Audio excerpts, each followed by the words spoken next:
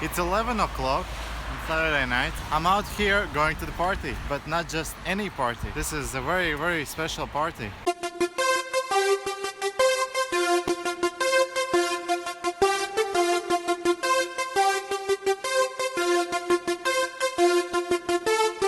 Morning.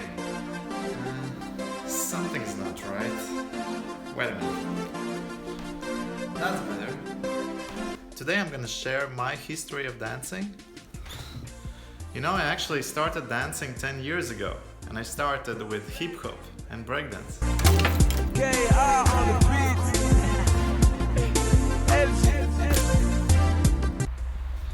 I really enjoyed hip hop and breakdance. I really like the jumps on one arm, and I really like windmill, for example. The reason I stopped after 2 years is because I messed my shoulder up.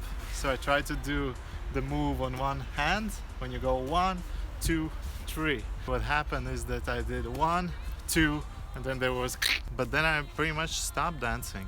It was too traumatic. Then there was one summer I met one girl. We started talking about dancing, and she said like, oh, I would love to try salsa someday. My impression of salsa before was movie Dirty Dancing, where they dance salsa, and it was very exciting. I was just typing in Google to see if there are some salsa schools. One of them was Ritmo De Salsa. The teachers were very humble, simple. When they showed how to dance salsa, it seemed magical. It seemed crazy that it's not choreographed, that it's just an improvisation. And we danced for, I don't know, 2, 3 years very actively. But that was about it. It stayed as a hobby. I didn't dance for a few years, but then I broke up with my girlfriend, so I started going to salsa again. Then I saw that there was this Kizomba summer, but I didn't want to learn a new dance. That was 2 years ago. Then around 1.5 years ago, I went to a local festival, and there was Kaim and Marine.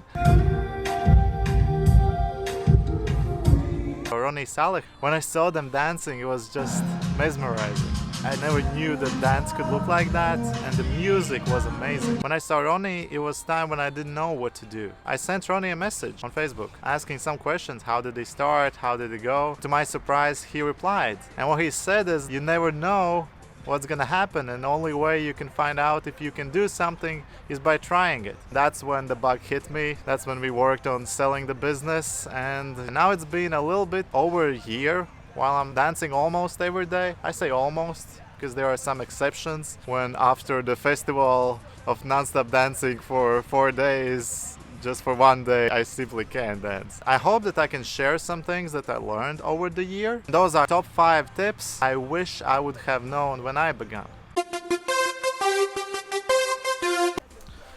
And the first tip is just practicing. The more you practice, the better you get at the craft. When you see those people who are doing some things and it comes effortless to them, it's actually after hours and hours of training. Go to the workshops. If you don't have teachers, or you just prefer to work at home, or you don't have money, you can just watch some tutorials on YouTube. I left a link to a few of the best resources down there. The related tip is go to the festivals, because on the festivals you can see really world-class dancers live, and when you see it, it just inspires you so much more. Watching the best dancers dance on videos is good, but seeing them live is something else. Oh, and after going to those workshops, if you film the steps, the demos, actually watch them afterwards and practice what you learned. And the tip number 2 is actually film yourself. There's the big thing when I thought that I'm a superstar dancer, but then I filmed myself, and the reality was, you know, those expectations versus reality.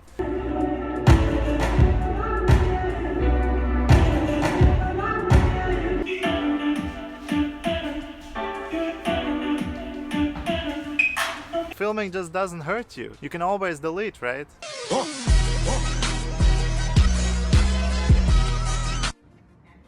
So that was the one thing I really wish I started earlier. The tip number 3 is after you practice some move, then go to the parties and actually try the move and practice it with different girls, because one girl dances one way, another girl dances another way. It's easy to get on autopilot and just do whatever. Think of the parties as little practices as well. And I really recommend you trying one thing at a time. For example, there is woman Seida. There are so many variations you can do with woman Seida. You can do slow motion. You can do syncopations. You can do taps.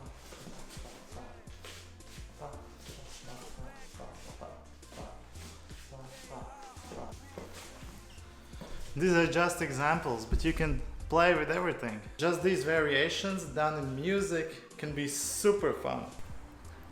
And tip number 4, listen to as much music as you can. The thing with dancing is that you actually dance to the music. Beginning, I was learning a lot of cool steps. I was really excited to practice them and show how cool I am. But those cool steps are worthless if you don't do it in the music. I gave a link to several playlists down there that can get you started. Do the counting.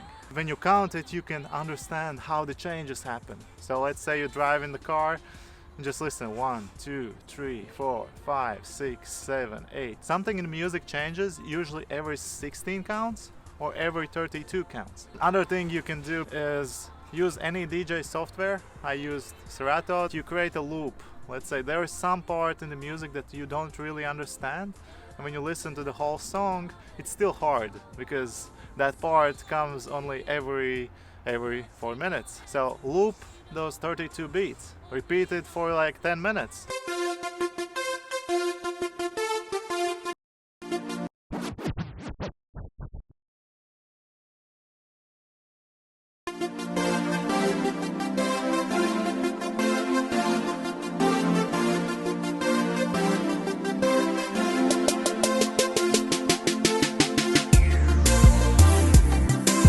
Try to dance to different instruments. First to the bass, then to the lyrics, then to another instrument, then maybe there is some little ding ding somewhere happening, and you dance to it. When you listen to it a lot of times, you really understand all the things.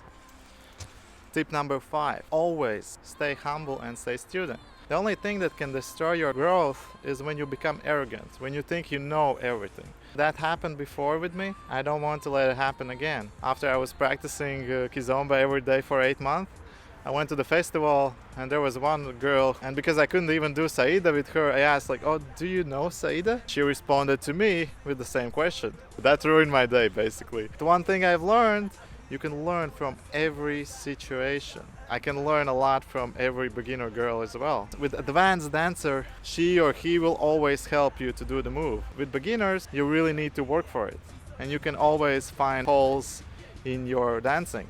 That's it. These are my 5 best tips of learning Kizomba in the year. To be honest, now after dancing for a year, I feel I'm even more beginner than I was before. The more you know, the more you understand how little you know. What about you? I really wanted to know, how did you start dancing? Do you have any tips to share? Something that was really eye-opening moment when you're practicing? I would love to hear that, and let me know in the comments.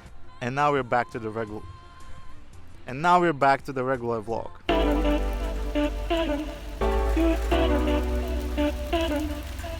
Today is the special day despite the weather. Going for a lot of workshops. Not a lot, but we have Rafael dos Santos and other is Nasser. Super excited about today. Weather will not ruin my mood. Waiting for a taxi. This is one reason when bicycles is not good.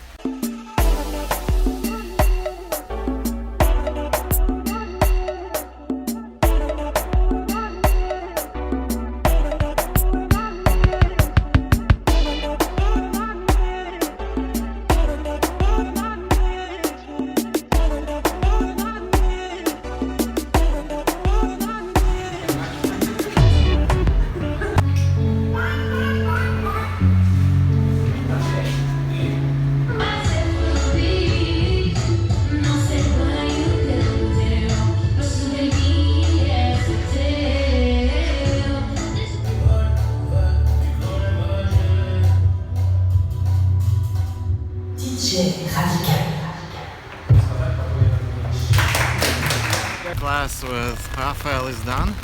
Now going to Nasser's class. So there's a little break and the rain is crazy. Really crazy.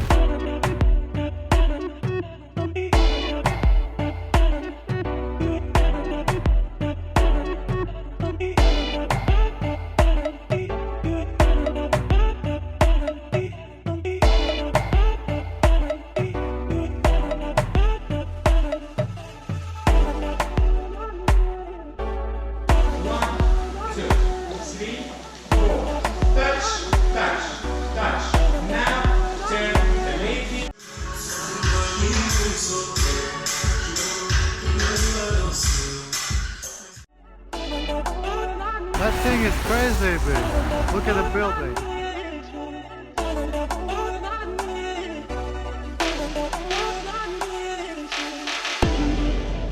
So far doing good. Gym second time. Okay with commitment. Gym is quite empty today. It's awesome. Here, look at that.